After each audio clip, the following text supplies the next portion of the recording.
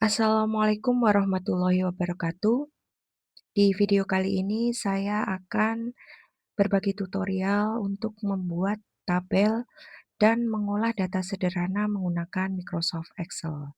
Berikut adalah langkah-langkahnya. Yang pertama, kalian buka terlebih dahulu Microsoft Excel-nya.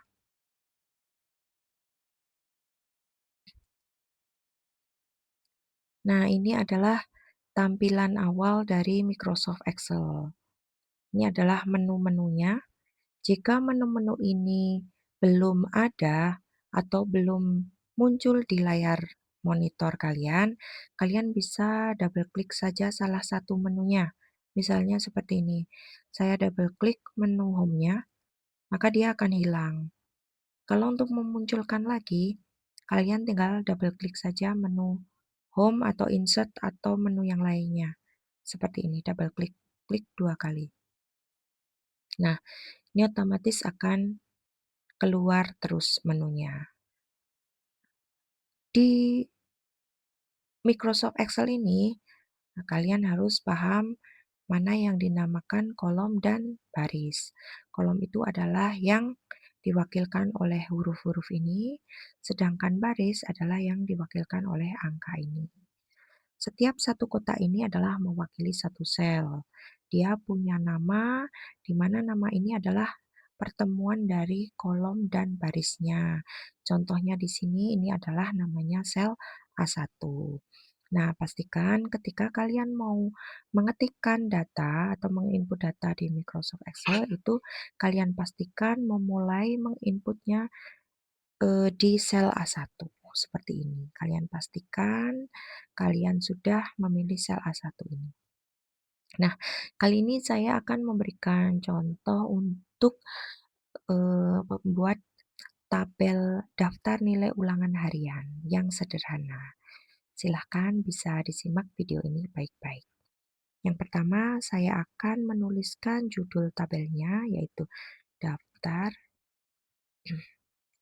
daftar nilai ulangan harian kelas 96.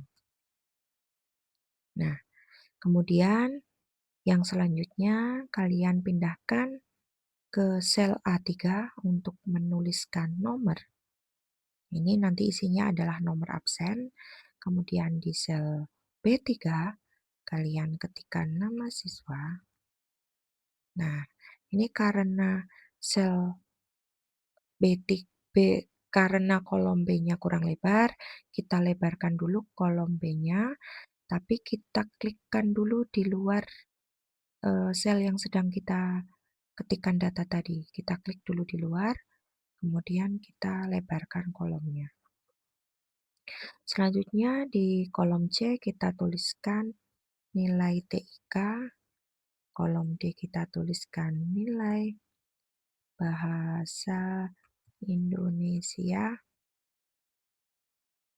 Nah, ini juga kita lebarkan kolomnya sedikit. Seperti ini, tidak apa-apa. Pastikan di kolom E3 kita ketikkan nilai IPA dan kolom F kita ketikkan nilai IPS. Nah, cukup saya memberi contohnya 4 mata pelajaran saja ya.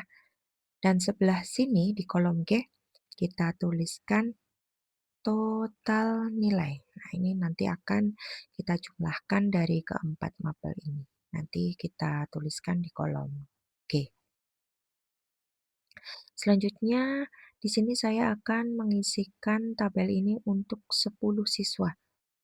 Ya, jadi nomor absen ini akan saya buat dari 1 sampai 10. Tapi di sini saya akan mengajarkan atau memberikan cara bagaimana menuliskan nomor absen dengan otomatis. Kalian cukup ketikkan angka 1 dan 2 saja, kemudian kalian blok angka 1 dan 2-nya, lepaskan mouse-nya, kalian arahkan di pojok kanan bawah seperti ini, sampai kursornya berwarna hitam, kemudian kalian mulai klik dan tahan geser sampai ke bawah. Pastikan di sini angkanya sampai angka 10 karena kita mau membuat jumlah siswa sebanyak 10. Kemudian nama siswanya juga kita isikan.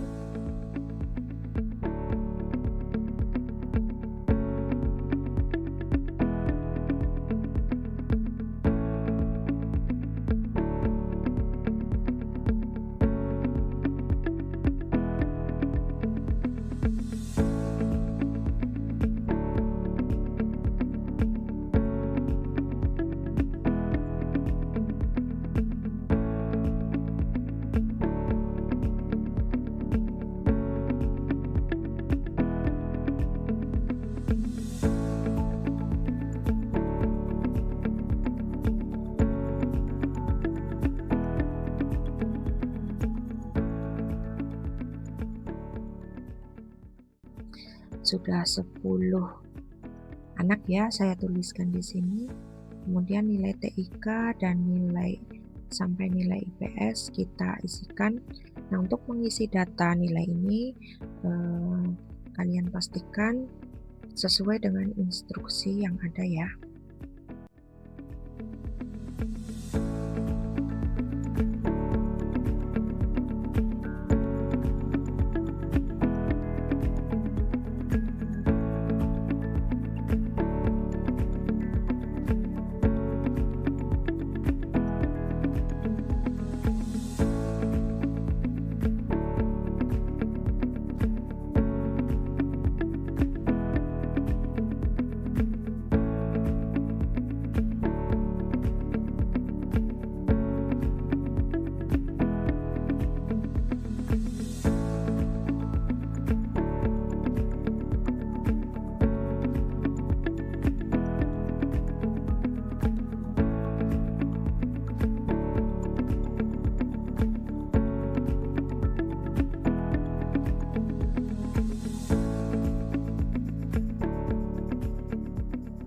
Ini sudah saya isikan nilainya semua.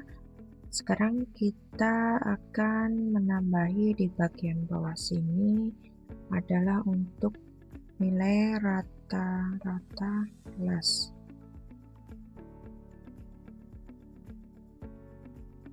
Nilai rata-rata, kemudian di bagian bawah sini adalah nilai tertinggi dan di bawahnya nilai terendah. Setelah data nilainya kita inputkan atau kita selesai mengetik, kita isi kolom-kolom yang masih kosong. Nah, kita masukkan rumus di sini yang pertama. Kita mau mengisi kolom di sini untuk nilai total. Berarti kalau nilai total itu kita pakai rumus sum.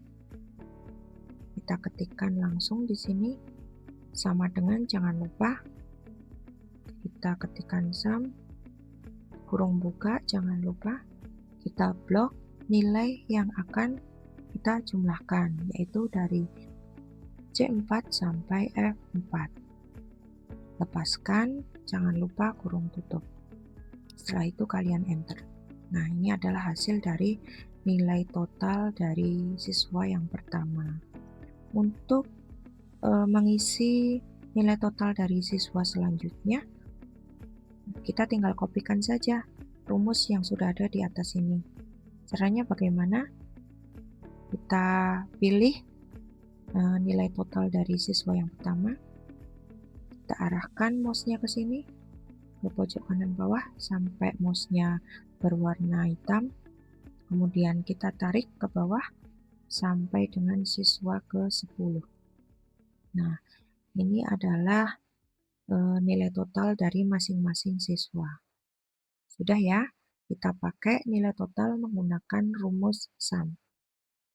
Selanjutnya nilai rata-rata. Nilai rata-rata di sini kita isikan di kolom G14. Di sini kita akan mencari nilai rata-rata dari ke-10 siswa tersebut. Dengan rumus apa? Kita menggunakan rumus average.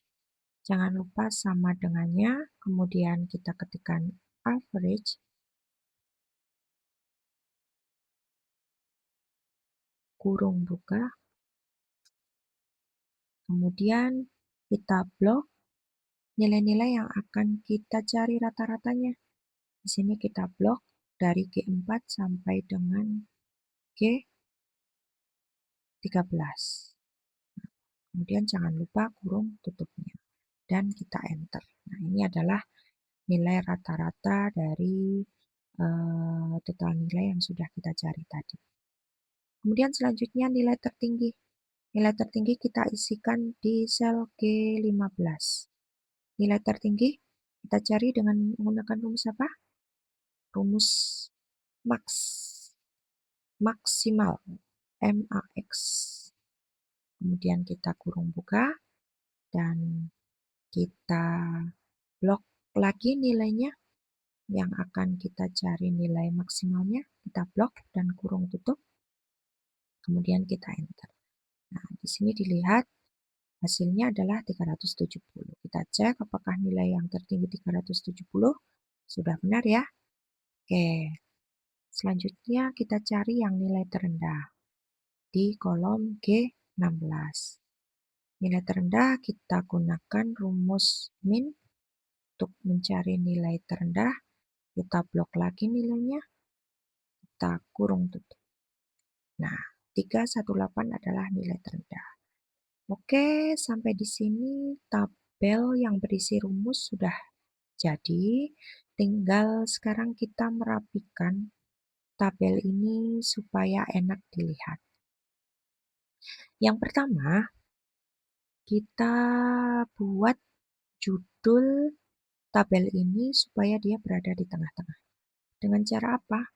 Dengan cara menyatukan. Kita blok dulu sel A1 sampai dengan G1 kita blok.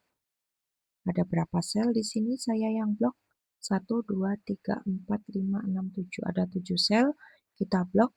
Kita gabungkan menggunakan merge and center. Merge and center ini adalah fungsinya untuk menggabungkan beberapa sel menjadi satu sel. Ini kan tadinya ada 7 sel, kita gabungkan menjadi satu sel. Otomatis judul dari tabel tersebut masuk ke dalam satu sel tersebut dan berada di tengah-tengah. Ini ya, kita gunakan merge and center. Selanjutnya, kita kecilkan kolom nomor absennya supaya lebih rapi dan kita buat nomor absennya ini menjadi di tengah menggunakan rata tengah. Kemudian untuk nomor, nama siswa, dan nilai-nilai ini kita akan mencoba untuk menggunakan fungsi waptext. Waptext itu untuk apa sih? Waptext ini adalah untuk membuat supaya teks yang ini masih tertutup karena kurang lebar ya.